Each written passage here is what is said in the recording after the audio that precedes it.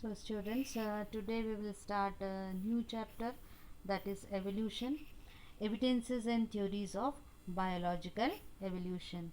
Last that chapter we have completed origin of life, so you learn the question answers from the back exercises in that chapter, and today we will start with the evolution, and let we see what are the different topics involved in this chapter. These are the evidences of evolution: morphological evidences, embryological evidences, paleontological evidences, geological time scale, biogeographical evidence, Darwin's finches, molecular evidences, Darwinism, and contribution of Malthus. So in the first part we will study only this morphological evidences and embryological evidences. Other part of the chapter has these topics, that is example of the natural selection like long neck of giraffe, industrial melanism, resistance of mosquito to DDT, resistance of bacteria to antibiotic, then neo-Darwinism, modern synthetic theory, variation, causes, Hugo de Vries theory of mutation, Hardy-Weinberg's principle, gene migration, genetic drift, natural selection and types. So this is the syllabus of this chapter this year in the evolution. So we will understand what is the meaning of evolution. So this term evolution is coined by Herbert Spencer, means to unfold or unroll or to reveal hidden potentialities. So what is the meaning of evolution? That evolution is made up of the Greek or the Latin word evolvere, means to unroll or unfold, means it can be described as the descent with the modification, or it can be described as the continuity of life with constant modifications. So we can say that evolution is a process of gradual changes in organisms to form more complex organisms over a long period of time. So gradual changes, they are the slow changes in the organism to form the more complex organism over a long period of time. So what are the principles of evolution? Evolution is a slow and irreversible process. So as I said, gradual changes are there. Evolution is very slow but continuous and irreversible process, because evolution is a naturally occurring biological process that results in the development of more and more complex life from simpler life over millions of years, that you have studied in the origin of life, how the life arose from the chemicals. So here that evolution is a continuous and the dynamic process. Why? Because the environmental conditions are continuously changing, so this process of evolution is also continuous and the dynamic. Evolution results in the formation of new species because of the changes, and these are better than the older species. So the new species which are produced after the evolution, they are better than the older species. All organisms which evolve from some common source of life, and life is not constant, it is flexible and can change according to the changing environment. So understood, children? These are the principles of the evolution. Now we will study the evidences of evolution. The study of various organs of the body and all that, on that basis the different evidences were studied by the scientists. So first we will study the morphological evidences. Evidences from comparative anatomy and morphology. So what is anatomy? The study of internal organs of the body is known as the anatomy. You have studied in the 11th class also. Morphology, these are the external structure, observable features, they come under the morphology. So comparative anatomy and morphology shows both similarities and differences among the present day organism and those existed long before. Now here the similarities among different types of organisms can be traced on the basis of structure of organs and the function of organs. On this basis, there are the two types of that organs are there, means this system there, that is homologous organs and the analogous organs. So that we will study under the homology and analogy. So what is the homology? Homology is the relationship among organs of different groups of organisms that shows similarity in the basic structure and embryonic development but perform different functions. Means organs of different organisms differ in their function but have same structure and origin, that is embryonic development. So structure and origin or embryonic development is same, but the functions are different in the organs. Homology of organs of different organisms indicate their common ancestry. They have common ancestors. Homology is found in the bones of forelimbs of whales, cheetah, birds, amphibians and humans, because they have similar basic anatomical structure with the bones like humerus, radius, ulna, carpus, metacarpus, phalanges, all are there, but their function is different. In plants also we will see the analogy, like the thorns of bougainvillea and tendrils of cucurbita, they also represent the homology. How? Let me study here. You can see the homologous organs are the result of divergent evolution. They show divergent evolution, that is the evolutionary process where the same structure develops along different directions due to adaptation to for different needs. So as per the different needs, the same structure of the organ develops in the different direction. For example, let me see here, I will show you this diagram. Like here the forelimb in the seal, they are developed for swimming. Understood? All these that bones, humerus, radioulna, carpus, metacarpus and phalanges are present, but instead of holding the things as in the human, here the forelimb of the seal, they are used for swimming. When you see the forelimbs of birds, you know the forelimbs of birds are modified into the wings, so they are used for fly in the birds. When we see in the bat, so in the bat they are also modified in here, and the patagium of bat used for flying. Same we will see the forelimbs of the horse, they are used for running, but the forelimbs in the human, they are the arm and they are used for the grasping the things. So understood, children? Here organs are showing their similar structural plan, but their function is different. Now there are many examples we will study. We can give here the, like the structure of heart of different vertebrates also, and hearts of that fish, frog, lizard, bird and man. They show similarity in the basic structure, but the function is different. Like parts of brain also in the vertebrates, mouth parts of insects. So you have to learn any two examples.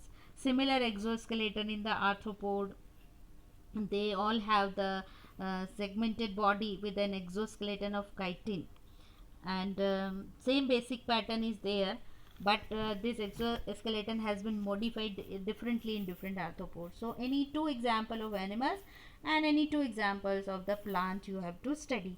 In plant, as I said you, thorn of bougainvillea and the tendril of cucurbita, this is the tendril.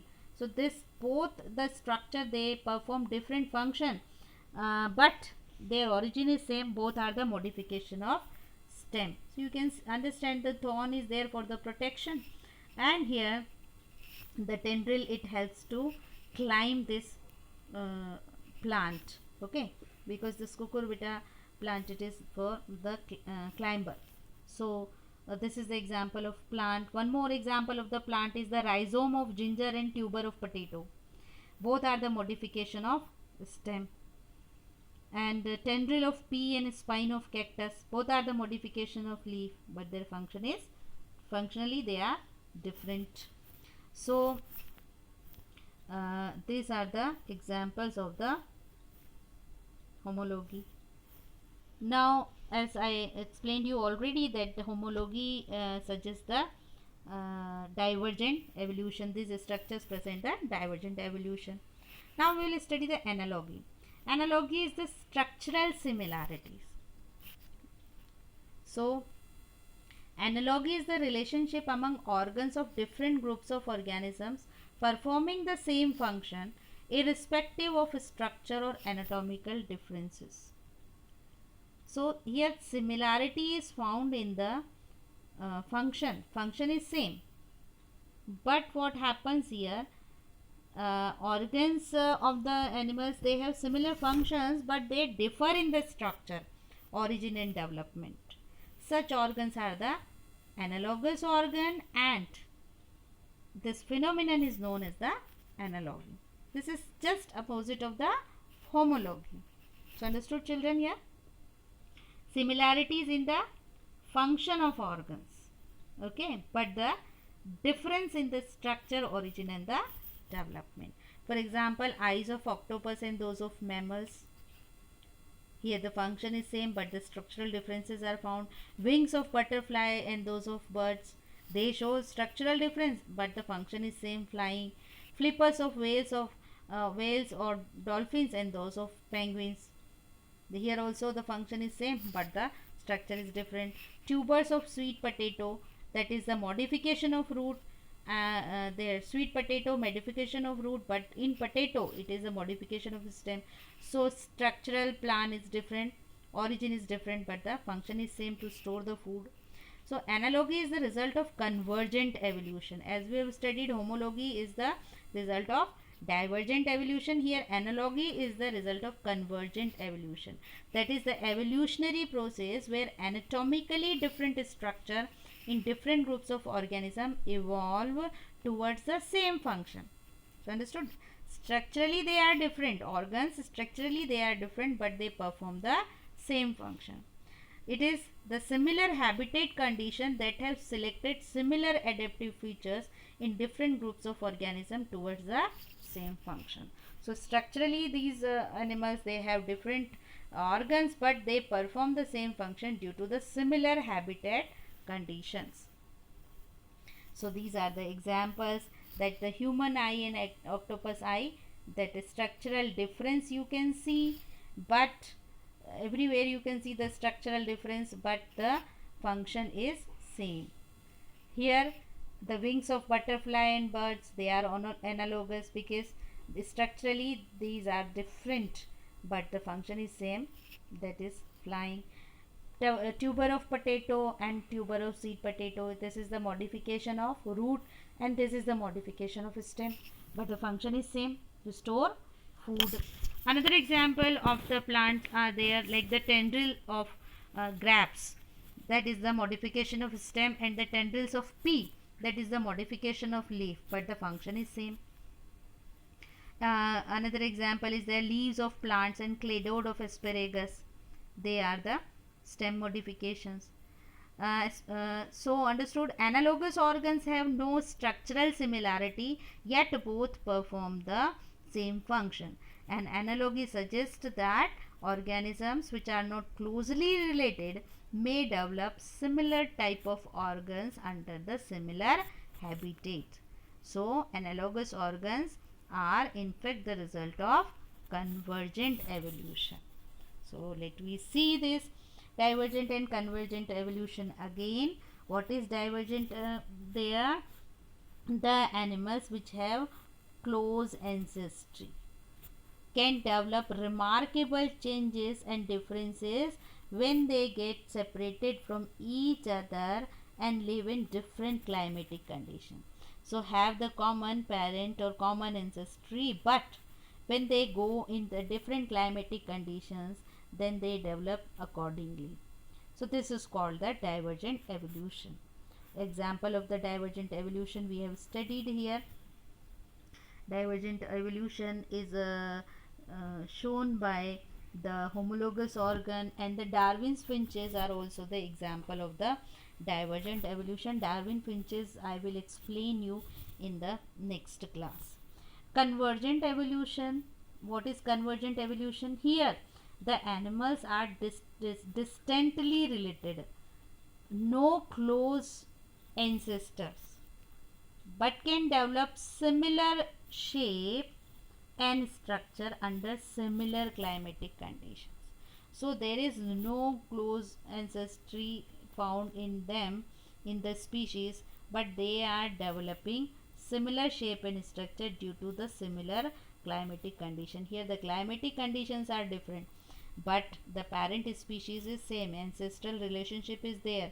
Due to different climatic conditions, they develop the change, means the different that functions. And here what happens, due to the same climatic condition, though they belong to the different means species and have no close ancestors, but they develop the similar shape and structure under the similar climatic condition. This is the convergent evolution.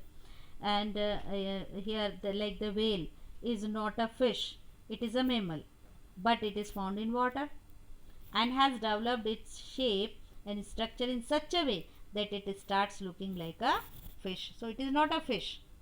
Whale is a mammal, but it resembles like a fish. Why? Because its that habitat is same as the fish has.